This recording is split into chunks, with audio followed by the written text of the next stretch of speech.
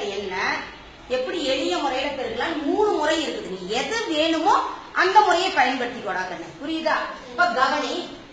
இப்ப இந்த 5 நமக்கு தேவையில்லை. நேற்று ஒரு இலக்கனால எப்படி பெருக்கணும்னு சொல்லி கொடுத்த ஞாபகம் இருக்கு. அதே முறைதான். 3 2 என்ன 4 2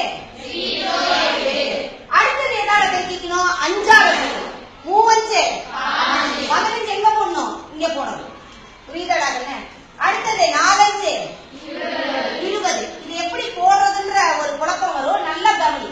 இந்த மூளை விட்ட மாதிரி வருதா? எப்படி இந்த டயகனலுக்கு நேரா வரணும். வந்துருச்சுன்னா கரெக்டா வரும்.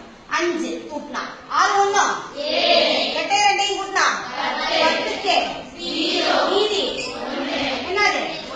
ரைட்டா? அதே மாதிரி இன்னொரு முறையிலையும் இருக்கலாம். இப்ப கவனிட இதுல நல்லா கவனிடாக்கன்னு இங்க இருக்கக்கூடிய 1ஆம் ஸ்தானமும் 1ஆம் ஸ்தானமும் 3 5 15க்கு மீதி அடுத்தது 10ஆம் ஸ்தானமும் 10ஆம் ஸ்தானமும் 4 2 8 ரைட்டாடா? இப்ப நல்லா கவனி.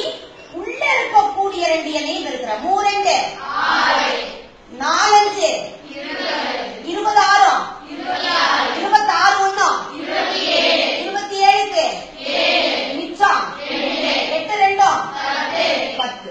கரெக்டாடா கண்ணு? 2 விடையும் கரெக்டா இருக்கா? அதே மாதிரிதான் அடுத்தது இன்னொரு முறையிலேயே பெருக்கலாம். நீங்க 2 இலக்கம் வந்திருக்குதா? அப்ப இப்படி கட்டம் போட்டுக்கிறேன்னா இது ஒரு சின்ன ஒரு காரியம் செய்யும். இப்ப இந்த மூளை விட்ட ஒண்ணு லேசா வரைஞ்சு போடாங்க.